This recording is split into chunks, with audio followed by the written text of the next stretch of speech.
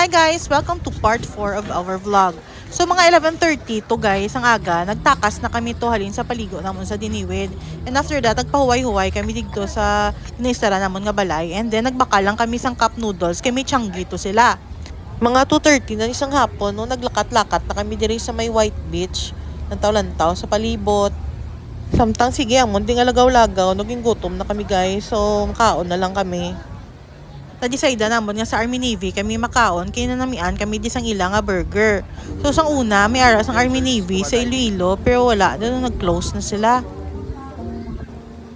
So kanami din no sa beachfront kay samtang naglakat-lakat ka bala apos amo ni mo maagyan, bye-bye, may mga lubi, may mga paraw, nami din magpa-picture. So ari na ta no nakabot na ta sa Army Navy, ari ni siya sa Station 1. So, ang ila, di nga presyo, sang burger lang nila nga basic classic burger. Do 250 to 350 pesos. Wala pa na siya sang extra toppings. And then, ang ila, di nga drinks do 1,000 ml kag 500 ml. Balang imo pilian mo do dra sa 170 to 250 pesos. And then, ang fries nila do 180 or 200 pesos. Basta ang total bill din namon do 1,500 plus, apat na kami. So kung gusto nyo di magkaon, namit na dila burger. As in, highly recommended na dila burger. And then, nami pang inyong, background nyo kay beachfront na siya. Tapos namon kaon, naglagaw-lagaw kami di. And then, diri sa souvenir shop, nagbaka si Shona sang ballpen. Tag 3 for 100. Ang daw ordinary lang. Pwede mo butangan ngalan. Tapos ang may painting, tag 50 pesos each.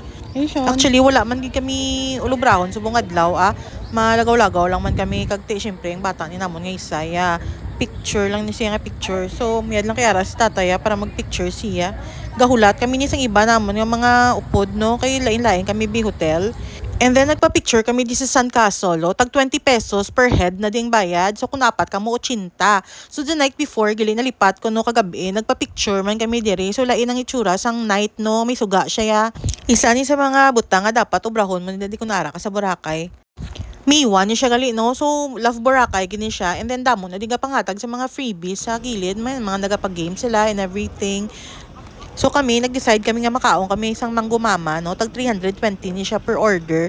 So actually, natilawan ni siya namon 2024 and then namian kami. So last year, pagbalik namon, no?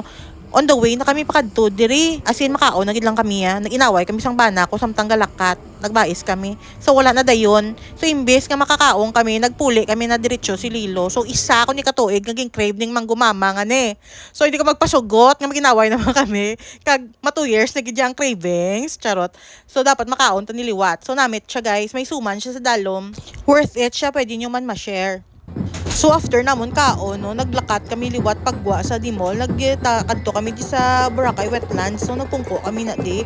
And then timing nagparade ni sila ang mga grupo ni sa mga stores and grand opening kila isang talipapa subong adlaw. So ang talipapa daw wet and dry market nila, may mga souvenir shops man kagkalan-an. So kadtuan ta na sa dason.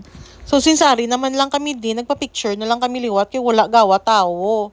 So after na, nagkadto kami sa Station 1, kay kadto kami sa grotto, kay para matingob kami, makita na kami sa akong mga pakaisa, kag makita sang bata ko, ang iya nga mga second cousins, no, kay daw ginahulat kini nila, nga magulok na sila. So samtang pakadto kami sa grotto, no, nalabyan ni namon ang Kojisan, may longest towel, na di sila nga pop up.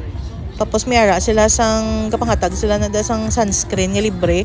Mintra ka lang da sa games nila. Pero wala kami binag-intra. So mga 5 PM na nino, nag-abot na ako mga pakaisa. Ang isa ko ni kapakaisa, balaan, sa Quezon Province pa siya naghalin. Nagbakasyon sa istansya. Nanghagad sila, nga malakat sila kuno sa Boracay. Bote, misang wala kami budget. Kaya nagtabid man kami Ay nako.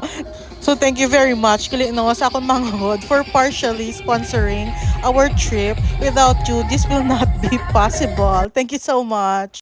So isa pag ini sa mga ginapapicturean di sa Boracay ang grotto, pero wala na kami nagsaka no. Diri na lang kami nagpa-picture sa dalom. And ari na nagchika-chika na ang mga seniors, okay?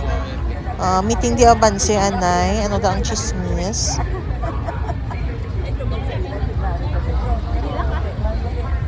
Pag-abot na lang sa ila. Uy, ganit din ka plano-plano. Yes ma, tsakto gid ma. Wala gid man kaplano-plano. Pero thank you Lord, nakakadto kami sa Boracay this 2026. So since kadugay pa sang sunset no, kag-ari naman ng tanditanan and kisa alang ni masao tanay.